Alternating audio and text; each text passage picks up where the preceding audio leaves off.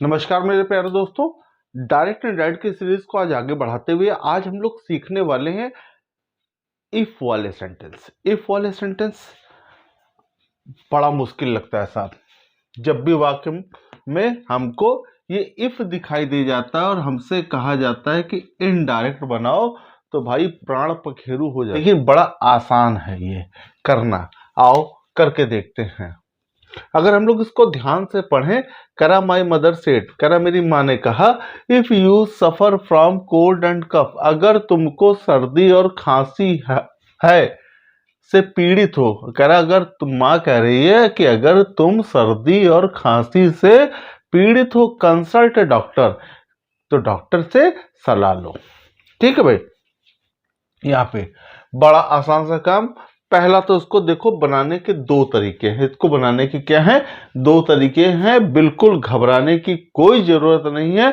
जैसा मैं बताता हूं वैसा करिए, बस एक ही सेंटेंस समझेंगे और दुनिया का कोई भी सेंटेंस आ जाए उसका करने का तरीका बिल्कुल सेम होगा। क्या है तरीका ये, चलो पहला तरीका देखते हैं इसका।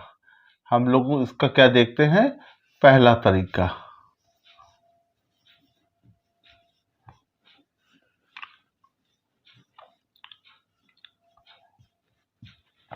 तो मेरे दोस्त, पहला तरीका बिल्कुल आसान सा काम।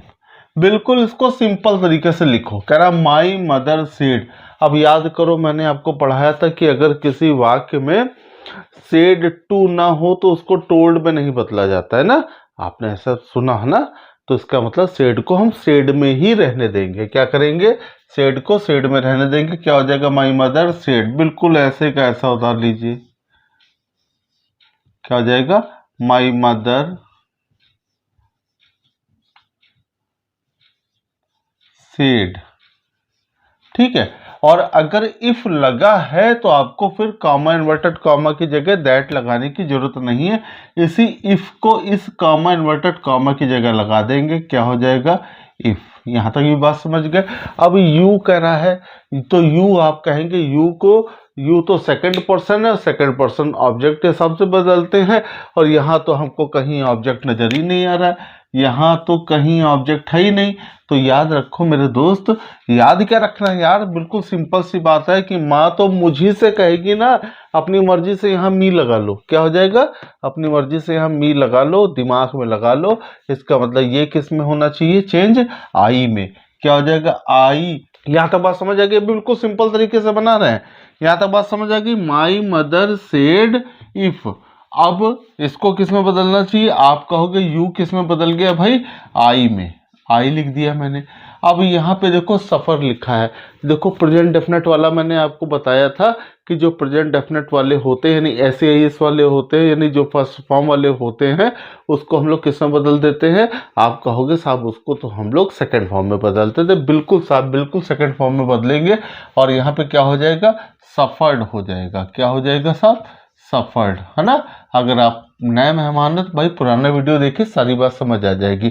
बस हो गया। और फ्रॉम कोल्ड एंड कफ लिख लीजिए। क्या हो जाएगा, फ्रॉम कोल्ड एंड कफ। यहां तक बात समझ आ गई, ठीक। अच्छा, ये कॉमा है भाई। इसके बाद कह रहा है कंसल्ट ए डॉक्टर। इसका मतलब मुझे ही तो कंसल्ट करना है ना, तो सलाह दी जा रही, करना चाहिए। तो क्या लिख देंगे भाई, आई should consult a doctor. I should consult a doctor. यहां तक बात समझ आ गई। ये तो हुआ मेरे दोस्त पहला तरीका और हमारा सेंटेंस बनकर तैयार हो गया। My mother said if I suffered from cold and cough, comma I should consult a doctor. ये तो हुआ पहला तरीका। तो आओ अब इस सेंटेंस का हम लोग दूसरा तरीका देखते हैं कि उस तरीके से कैसे हम इसका इनडायरेक्ट बनाएंगे।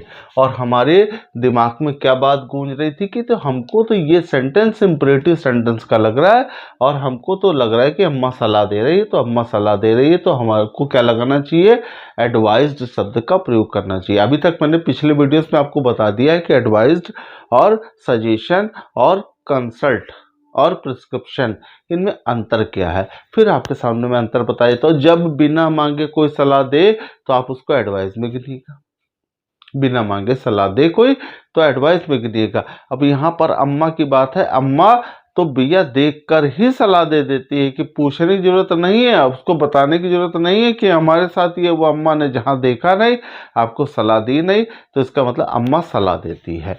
और अगर हम किसी से पूछें कि भाई हम क्या करें, वो सलाह दे तो उसको सजेशन में गिना जाएगा।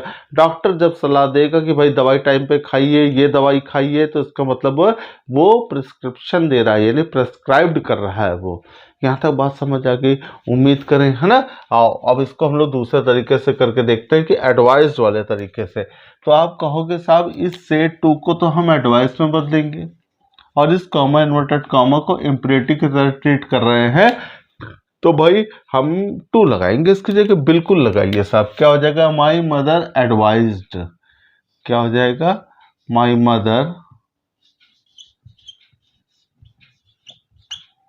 एडवाइज्ड। किसको एडवाइज कर रही है माँ, भैया मुझे कर रही है, तो क्या हो जाएगा, एडवाइज्ड मी। और इसके बाद क्या लगाएंगे, आप कहेंगे कॉमा के इन्वर्टेड कॉमा की जगह टू लगाएंगे। इसके बाद आप कहेंगे साहब जब हम लोग इम्परेटिव की तरह ट्रीट कर रहे हैं, पिछले वीडियोस में आपने बताया कि कॉमा इन्वर्टेड कॉमा के बीच में हमको वो सेंटेंस देखना है जिसमें सब्जेक्ट ना हो, तो आप कहेंगे दिख तो रहा है भाई कंसल्ट ए डॉक्टर, तो लिख दो भाई यार, यहाँ पर क्या हो जाएगा, कंसल्ट ए डॉक्टर। यहां तक बात अच्छे से समझ आ गई ना भाई, यहां तक अच्छे से समझ आ गई हम लोगों को। और इसके बाद मेरे दोस्त आप कहोगे अब क्या करना चाहिए,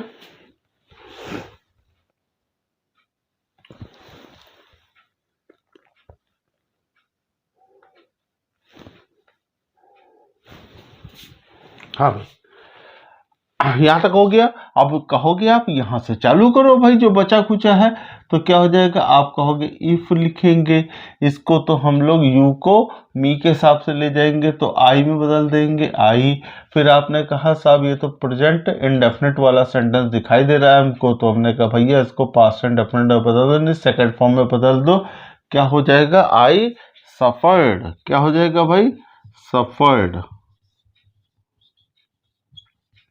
अब जो लिखा है फ्रॉम कोल्ड एंड कफ उतार दो भाई, क्या हो जाएगा, from cold and cough, from cold and cough.